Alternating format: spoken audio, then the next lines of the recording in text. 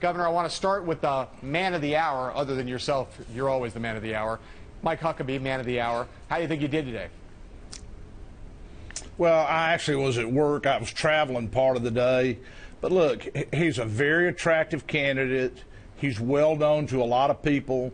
He's got a real starting place. I think he's going to be a candidate that has a real chance to catch on. Now, we have a very large field, a lot of people with records of achievement, including Mike Huckabee, and no true front runner. So, anybody that claims today they can tell you who's going to win the nomination will lie to you about other stuff. But I do think Huckabee has a starting place. He won Iowa last time. A lot of people see him on TV a lot, and he's very likable. He's not somebody who's got a chip on his shoulder. Governor, just to clarify, just need a short answer for this. You haven't endorsed a candidate in the race so far, correct? No, okay. No, haven't. Didn't in 2008 and 12. I did not either one of those years. So I'm not asking you to play favorites in any way, but just so far this year in your big field of 15 or so candidates, who's having a good year so far and why? Well, look, as I say, a lot of them have really something to offer. Yesterday, two candidates announced that are probably among the least known, Carly Fiorina and Dr. Ben Carson.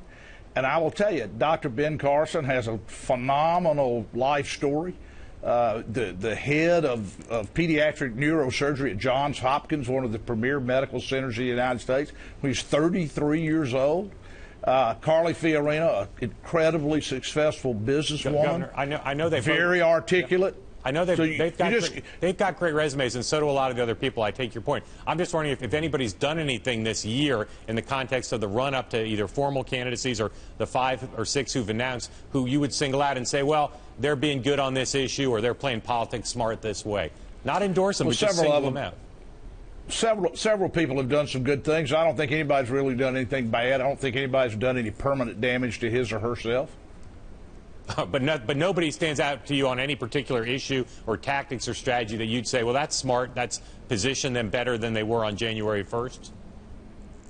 Well, I think in the last couple of years, Rand Paul has worked very hard for people to recognize that he is a tolerant person.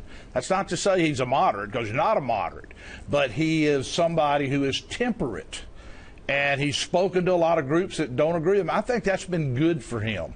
I think it's been good for Chris Christie to just be somebody who says, I'm going to tell the truth, whether it's popular or not. I thought his entitlement speech was something smart because it emphasizes something people already think about him.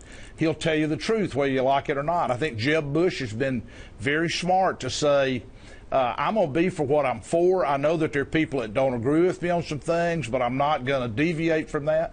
Scott Walker, I thought, got off to a very good start. He's got a good political personality. He's a good political performer.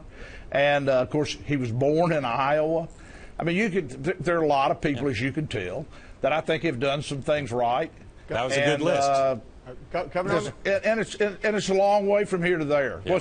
This campaign's in front of us. Let's don't forget that. let me shift the focus to the other side of the aisle, Governor, and ask you about Hillary Clinton. There's been a lot. She's been having a lot of bad press coverage. A lot of questions have been raised, first starting with the email controversy, now moving on to stuff related to the foundation. I'm curious whether you can point to some specific things that you find troubling either in the book that's been written, in the news accounts. What are the specific things that trouble you in this current wave of controversy around her? Well, the question is, are the Clintons going to be held to the same standard as everybody else? I mean, that's more troubling. A lot of these things have been known before, though I never had any idea that there was anybody in the United States that had to have their own server because they didn't think their cell phone could get messages from 2 different servers. Well, funny, mine does, even in Yazoo City, Mississippi. But the contributions to the campaign, to the foundation, I have spoken for the Clinton Foundation. Let me just make that plain. Didn't get paid a penny for doing it, by the way. Spoken for them twice.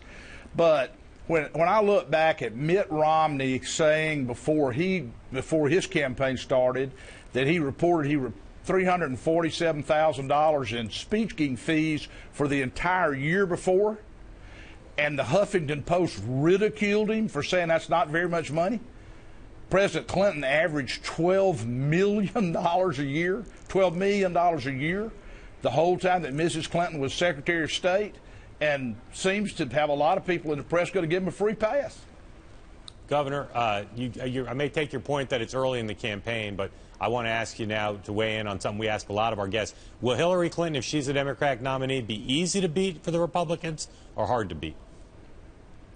You know, elections after a party has had the White House for 8 years are typically very close, unless there's some big event like a recession that starts in September before the election in November. And even though the recession, we now look back and say it started in December of 2007, it was the fall of 2008 before the public really felt it.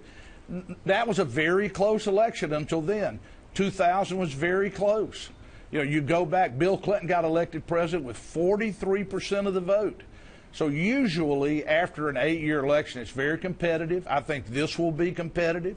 I don't think Secretary Clinton will be easy to beat, but I don't think that she is anything like unbeatable. I think we're going to have a very competitive election, and I think the Republicans got a very good chance of keeping intact the fact that only once since World War II has a party kept the White House for more than 2 terms.